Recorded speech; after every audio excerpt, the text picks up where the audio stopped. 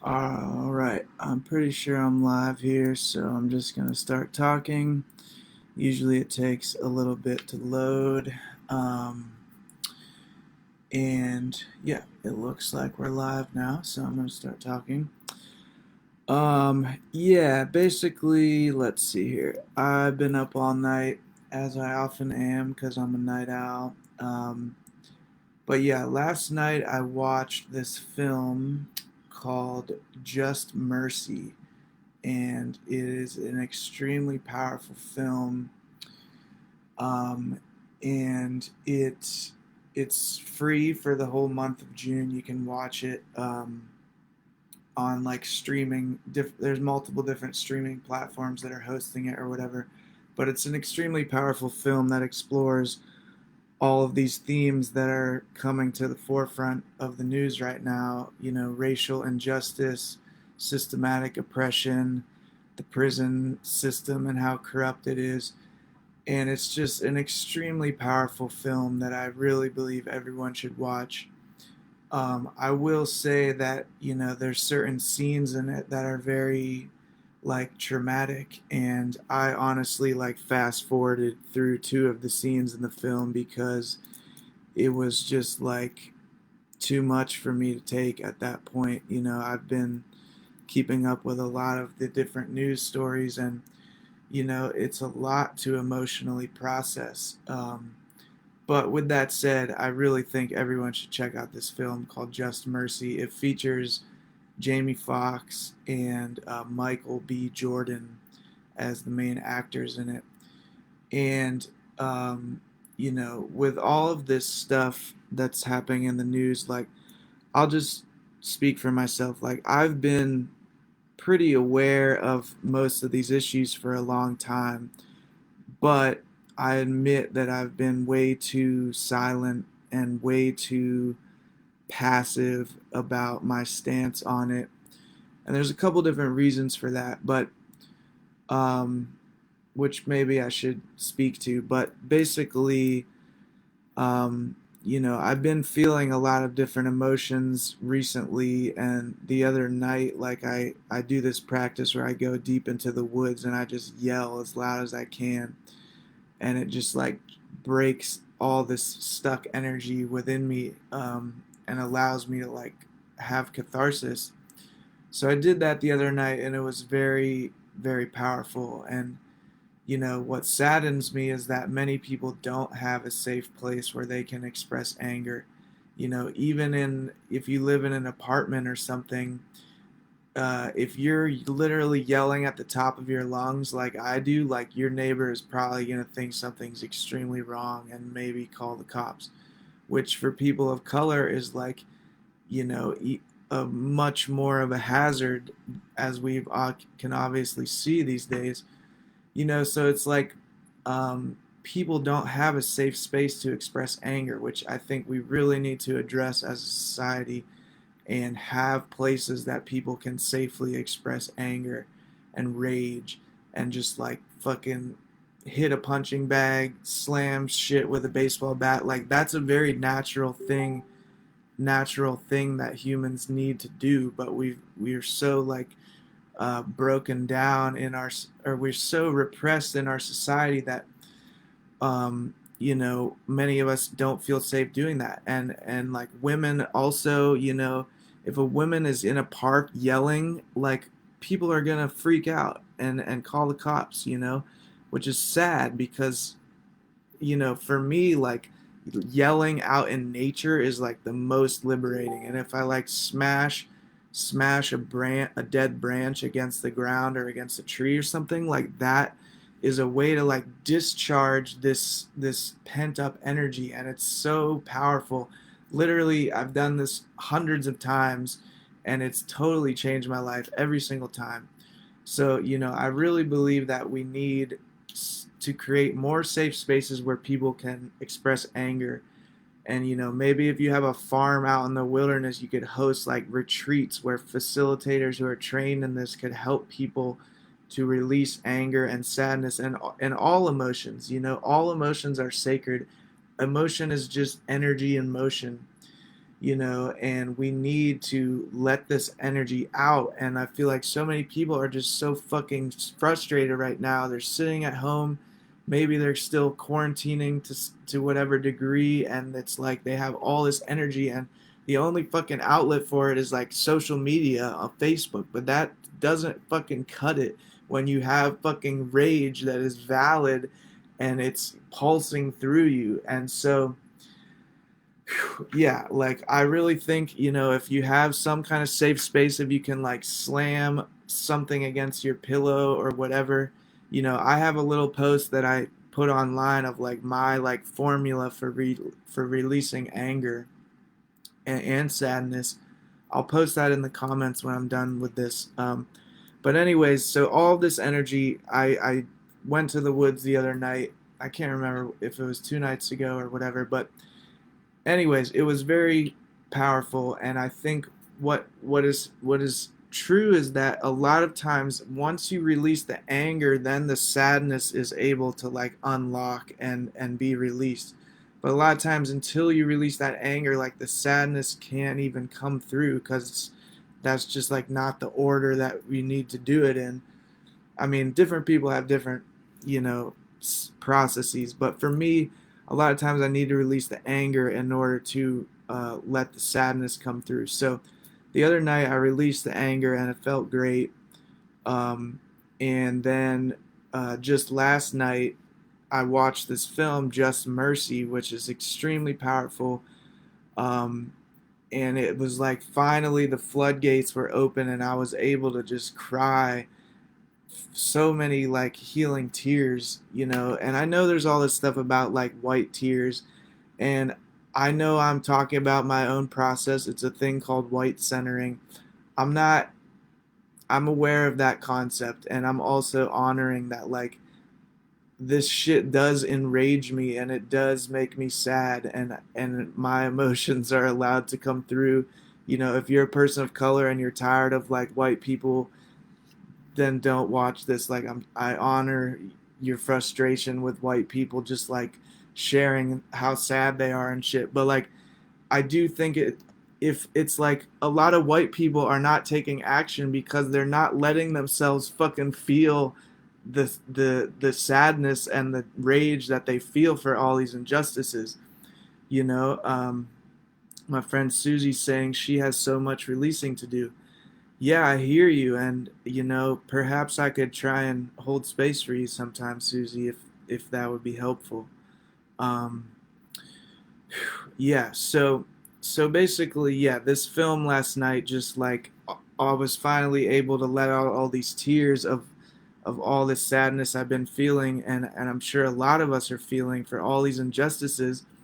And then right after I do that, that motivated me to keep up with this campaign I've been doing for my friend Kobe, who's a young black man who's in jail right now. And it's largely because he has mental health challenges and the system is fucking failing him. And, I'm trying to stick up for him and help fundraise for him so that he can get the help he needs. And I really care a lot about him. And I'll post the link to his fundraiser in the comments as well. Um, but right after I'm like posting all this stuff on, messaging people about Kobe's campaign, then I come across this other story about, and trigger warning, this is yet another young black man who was basically killed by the police. Um, you know, his name is Elijah McLain, and he's in Colorado just walking home in the wintertime. So this happened in 2019. He's walking home in the wintertime, and apparently he has anemia, which means like, you know, uh, I guess you get cold easily with that. And so he was wearing a face mask and he's like dancing to his music at night, walking home, just being himself, and somebody calls the cops on him. Somebody freaks out and thinks he's suspicious, so they call the cops. The cops show up. They like run up on him and they're like, "Hey, you're suspicious. What the hell are you doing?" And they try to like detain him basically. And he like stands his ground. He's like, "Yo, like I'm just walking home, I'm just doing my thing. He says like I'm an introvert, like get out of my space, like I'm holding a boundary here. He's just like sticking up for himself, and they just like attack him basically, and like slam him to the ground, and they end up fucking killing him. Like they they fucking shot him with ketamine, which is a tranquilizer, which caused like his whole system to like overload. He started fucking vomiting. Like the whole video is online. I mean, this shit is disturbing, but like I just feel like specifically I feel like I need to speak to my my white friends. Like I feel like so many of us have been insulated and just like um numb to these feelings. And this uprising, so many people are like really just coming to terms with how much of an epidemic these police killings of minorities are, and it's insane. And like this, again, another video surfacing of Elijah McLain, this young, amazing young man killed at the hands of police. He was unarmed. He was doing nothing wrong whatsoever. He was walking home listening to music, and the police fucking killed him. It's just like, what the fuck is it gonna take for shit to change, And I'm thankful that so many people are marching in the streets, and people are finally, I mean, not finally, because the truth is that people have been working for this in the black communities for decades, for forever. But finally it's like becoming the mainstream news. Everyone's like having to like talk about this stuff, and I don't claim to be an expert. I'm not fucking, maybe no one should be listening to me at all, but I'm just trying to share my voice of especially recommending this documentary, Just Mercy, and trying to stick up for my good friend Kobe, who is stuck in this fucking broken jail system right now. um so anyways, thanks for listening if you're watching this now or in the future. And like, I do know that I mean, I have this sense that some shit is going to go down in Tulsa tonight because Trump's dumbass is having a fucking rally there, which is stupid in the first place. Secondly, it's the day after Juneteenth. Thirdly, it's in Tulsa, Oklahoma, which is now finally the world is realizing that there was the Tulsa massacre there, which white people literally burned a place that was called Black Wall Street. I believe it was 1921. Um, these like basically like KKK just fucking demolished like a whole neighborhood that was like a thriving black community, and they fucking erased it from the history books, and not even the mayor knew about it up until like the year 2001. Like it was like they just pretended like it didn't happen, and then all these newspaper articles resurfaced and people came forward and they were like, yeah, it really happened. The KKK fucking demolished like a thriving black epicenter neighborhood, and people just like, I think over 100 people were killed, and everyone had to like be displaced. This was like a thriving black culture, and it was just decimated in the city of Tulsa in, I believe, 1921. And it's like finally fucking NBC News and everywhere is like has to talk about this because the people are waking up. And like that's what we have to realize, like when the people wake up and everyone's talking about something, like the news can no longer fucking suppress it.